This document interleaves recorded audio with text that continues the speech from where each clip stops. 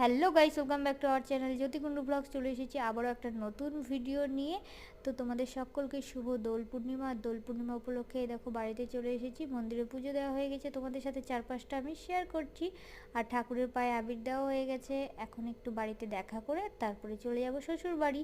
আর সেখান থেকে কিন্তু আমি আর তোমাদের দাদাভাই যাব বসন্ত উৎসবে। তো তাড়াতাড়ি গিয়ে রেডি হয়ে নিই। এই দেখো রেডিও হওয়া হয়ে গেছে। আর আমি আর তোমাদের দাদাভাই দুজনকে রং মাখিয়ে দিয়েছি। আর আমাকে কেমন লাগছে তোমরা কিন্তু কমেন্ট করে জানিও। আজকে কিন্তু ওয়েদারটা প্রচণ্ড গরম আছে।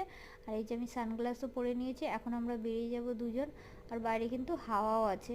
তো চলো সেখানে গিয়ে আবার কথা বলছি তোমাদের সাথে, যতটা পারি আমি শেয়ার করার চেষ্টা করব। খুব একটা বড় ভিডিও কিন্তু হবে না। এই দেখো এখন চলে এসেছি আর চারপাশে কত ভিড়।